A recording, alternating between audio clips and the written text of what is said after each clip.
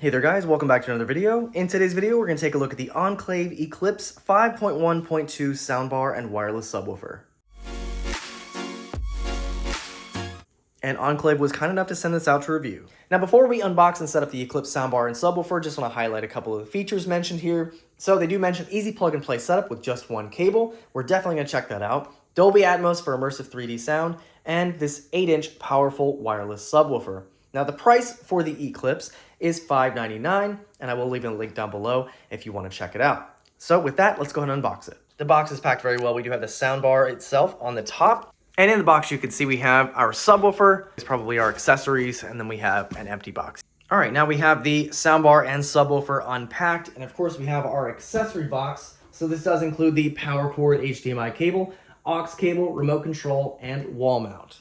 And here's all that laid out. Of course, we have the remote control and user manual. We have an HDMI cable. We have a mount, as well as two power cables, one for our subwoofer and one for the soundbar itself. Taking a quick look at the soundbar, you can see that it is a very long soundbar. Of course, it includes a bunch of speakers.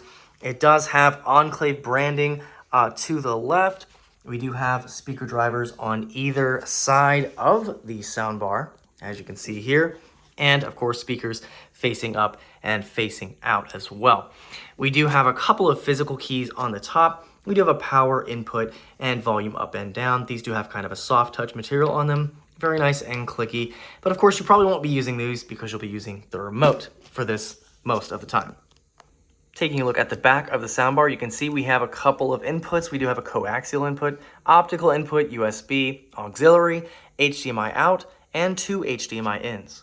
Of course, on the back, it does let you know it is compatible with Dolby Vision and Dolby Atmos, and we have our power cable.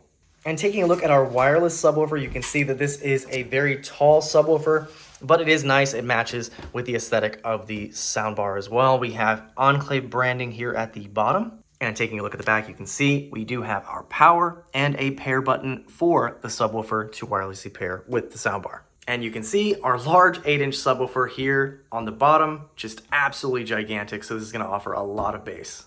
And taking a quick look at our remote, you can see that we have quite a few options here. So of course we have power, we have our inputs, so auxiliary, Bluetooth, USB, optical or coaxial, HDMI 1 or 2, and HDMI eARC. We do have a play, pause, forward, and rewind. We have a bass up and down, treble up and down, volume up and down, and mute in the center, as well as an equalizer, surround sound volume, AV sync, and vertical surround. And of course, this does include batteries, and they are AAA batteries. Now, I did want to give a quick comparison between my old soundbar and subwoofer and the new Eclipse soundbar and subwoofer. So you can see already the soundbar is much longer, but it does of course include many more speakers than the 2.1 system I had before. You can also see that it is actually slimmer and a little bit lower than my current one, so that'll be very nice because the current one I have, as you can see, it does block the sensor of the TV, so I can't actually turn it on without kind of going above and to get it to turn on. But that's really nice, but of course it is much longer, so make sure if you do get this that you have a table that will accommodate this. Of course, I have a 75-inch LG and it nearly takes up the entire table, so it's very, very long. Just make sure you can accommodate that. And of course, the subwoofer is the same height, but it is a much larger subwoofer, 8-inch driver on the bottom, so much larger than this one, but of course, much more powerful as well. Now for setup, this should be pretty simple. I'm going to be using HDMI and the eARC port. So of course, first we have our power, and that is going to go into the back here. All right, I have the power plugged in the back. Next, we're going to use the included HDMI cable, and that's going to go into the HDMI out, the TV eARC ARC port. And on the back of the TV, you'll just look for the eARC ARC port. So as you can see, HDMI 2 for mine is that. So we're going to plug in the HDMI from the soundbar into this port. And the last cable we need to plug in is our power for our subwoofer. So we'll go ahead and slide that in and plug that into the wall. So of course, the best way to experience the Eclipse soundbar is with Dolby Atmos enabled content. So whether that be movies, music, or TV shows. And unfortunately, I'm a little bit limited in what I can let you hear, but this is a video from Dolby, so it'll give you an idea of what you will experience when you get this soundbar.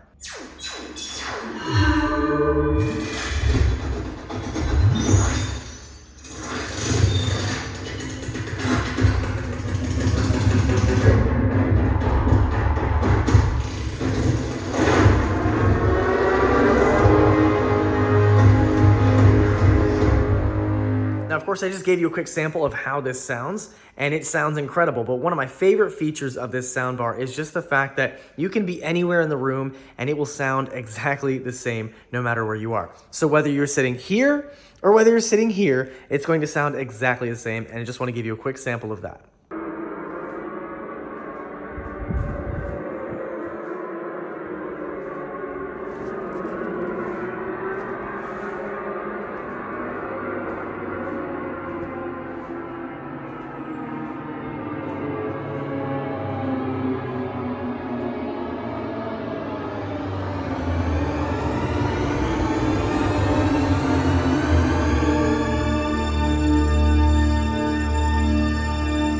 Now, as you can see on our remote, we have a couple of different options. We have our bass where we can change the level of bass. We can change the level of the treble. We have our EQ, surround sound volume, AV sync, and vertical surround.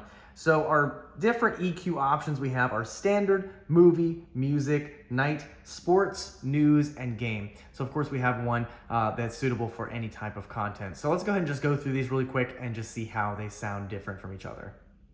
All right, so our EQ will show up here on this little display here at the bottom, if you can kind of see that. And it will just say a little portion of the name if it's too long. So for standard, it shows stand.